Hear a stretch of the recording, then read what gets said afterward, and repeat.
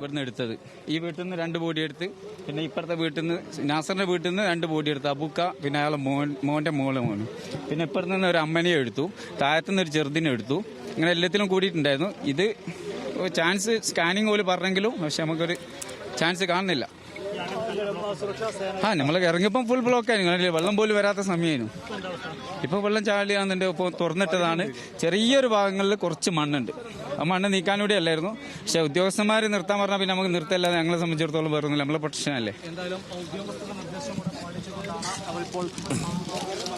ഇപ്പോൾ അല്പം മുമ്പ് അവിടെ നിന്ന് റഡാറിൽ സിഗ്നൽ ലഭിച്ചിരുന്നു. അതേ തുടർന്ന് അവിടെ പരിശോധന നടത്തിയ സംഘാംഗങ്ങളാണ് ഇപ്പോൾ സംസാരിച്ചത്. അവർ പറഞ്ഞ പ്രകാരമാണെങ്കിൽ ആ പരിശോധന നിർത്തുകയാണ് എന്ന് വേണം മനസ്സിലാക്കാൻ.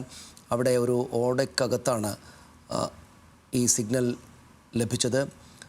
മനുഷ്യൻ്റെയോ മൃഗത്തിൻ്റെയോ ആകാം, പക്ഷേ ഒരു ശ്വാസോച്ഛ്വാസത്തിൻ്റെ സിഗ്നലാണത് എന്നാണ്, ശ്വാസം സംബന്ധിച്ചുള്ള ഒരു സിഗ്നലാണ് ലഭിച്ചത് എന്നാണ് അവർ നേരത്തെ വിവരം നൽകിയിരുന്നത്. അതേ തുടർന്നാണ് അവരെ വിശദമായിട്ട് പരിശോധനയ്ക്ക് അവർ തയ്യാറായത്. നേരത്തെ പൂർണ്ണമായിട്ടും അടഞ്ഞു കിടക്കുകയായിരുന്ന ആ ഒരു കനാല് JCB ഉപയോഗിച്ച് അത് മാറ്റി ആ വെള്ളം മുഴുവൻ പുറത്തേക്കെടുത്ത് അതിനകത്തേക്ക് ഒരല്പം ആകാവുന്ന വിധത്തിൽ മനുഷ്യർ തന്നെ കയറി പരിശോധിക്കുന്നത് അവർ ചെയ്തിരുന്നു. പക്ഷേ സിഗ്നൽ അവിടെ ഉണ്ടെങ്കിലും ആളെയോ അല്ലെങ്കിൽ മൃഗങ്ങളെയോ കണ്ടെത്താനായിട്ടില്ല.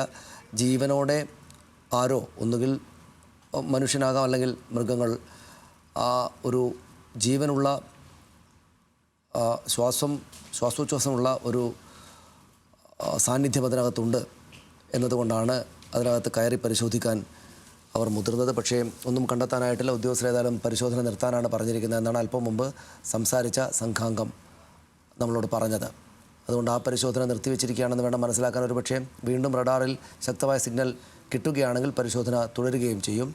ഇപ്പോഴേതായാലും അങ്ങനെ എന്തെങ്കിലും ഒരു കണ്ടെത്താവുന്ന തരത്തിലുള്ള കാര്യങ്ങളില്ല എന്ന് മനസ്സിലാക്കിയാവണം പരിശോധനക്ക് നേതൃത്വം നൽകുന്ന ഉദ്യോഗസ്ഥർ അവിടെ പരിശോധന നിർത്താം എന്ന നിലപാടെടുത്തതെന്ന് വേണം മനസ്സിലാക്കാൻ. വിശദാംശങ്ങൾ അല്പസമയത്തിനകം നമുക്ക് അവിടെ നിന്ന് പൂർണ്ണമായിട്ട് നമ്മുടെ റിപ്പോർട്ടർമാർ നൽകും.